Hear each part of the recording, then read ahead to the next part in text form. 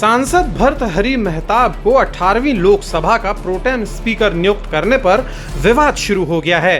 कांग्रेस नेता जयराम रमेश ने सरकार के फैसले पर सवाल उठाए हैं। उन्होंने कहा है कि ये संसदीय परंपरा के खिलाफ है।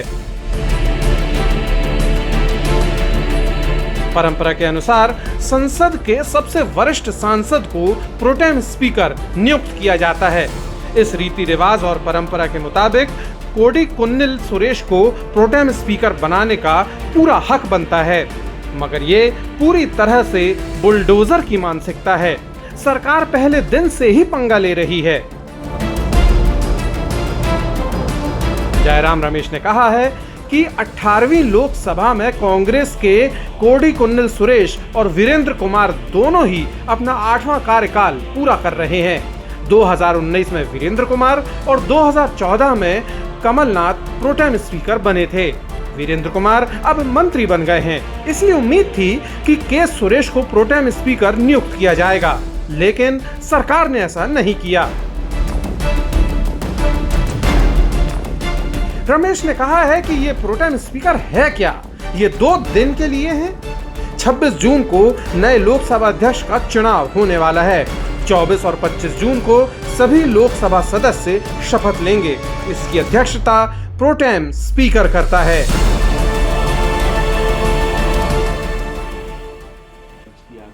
ये बिल्कुल संसदीय परंपरा के खिलाफ है। देखिए, परंपरा क्या है, ट्रेडिशन कन्वेंशन क्या कहता है कि सबसे वरिष्ठ सांसद को स्पीकर प्रोटेम नियुक्त किया जाता है। और ये स्पीकर प्रोटेम है क्या?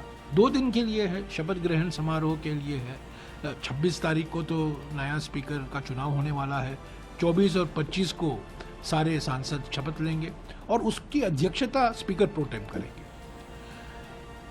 परंपरा के अनुसार सबसे वरिष्ठ सांसद नियुक्त किए जाते हैं। 18वीं लोकसभा में 2 ऐसे सांसद हैं जिनका 8 टर्म हो चुका होगा।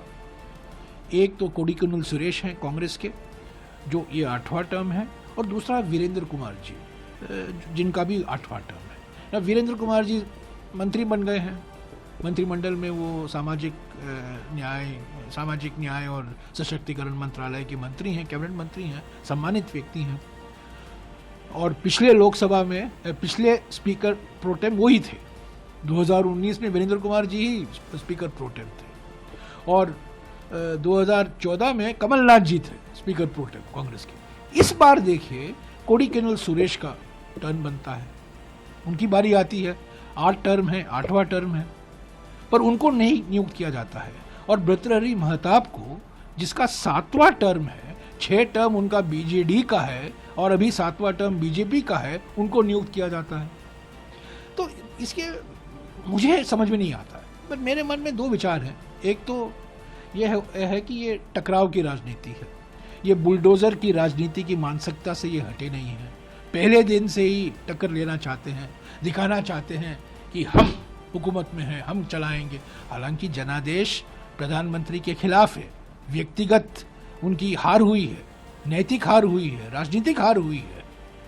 अभी वो श्री 400 नहीं है, वो श्री 240 है, 1/3 प्रधानमंत्री हैं। पर बुलडोजर की राजनीति है, बुलडोजर की मानसिकता है, तो जो मैं कहूँगा वही सही। तो 7वें टर्म के सांसद को स्पीकर प्रोटेम बना दिया है और जो 8वां टर्म है कोडिकुन्निल सुरेश जी, उनको नज़रअंदाज किया गया। एक और मुझे कारण मेरे मन में आता है, ये दलित विरोधी नरेंद्र मोदी हैं। कोडिकुन्निल सुरेश दलित हैं, उनको नहीं बनाया गया है। मेहताब आपके सांसद को आपने बना दिया है, जो हालांकि अभी अभी आपके पार्टी में आए हैं। तो रीति रिवाज, कन्वेंशंस, परंपरा के अनुसार जो सबसे वरिष्ठ सांसद हैं उनको स्पीकर प्रोटेम बनाया जाता है।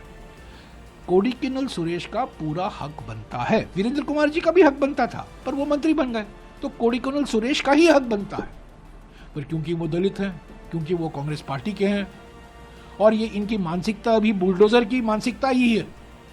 ये अभी तक ये पहचान नहीं पाए हैं कि जनता ने इनको ठुकराया है, जनता ने इनको नकारा है, इनको जनादेश नहीं दिया है, पर फिर भी ये मानकर चल रहे हैं कि मैं प्रधानमंत्री हूं, मैं सम्राट हूं, जो मैं कहूंगा वही होगा, जो मैं कहूंगा स्पीकर प्रोटेम वही होंगे।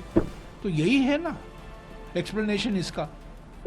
और मैं एक बार सब लोग मानकर चल रहे थे कि कोडिकुनिल सुरेश होने वाले हैं। कई कई लोग चाहते थे, सबसे सीनियर सांसद है, 8वां टर्म है, तो ये अच्छा संकेत नहीं देता। ये टकराव पंगा ले रहे हैं पहले दिन से, टक्कर। आप करना है जो कुछ करो, हम अपने आप हम जो करेंगे वही होगा। ये माई वे और हाईवे की राजनीति है ना, जो कल राहुल जी ने कहा, माई वे या हाईवे।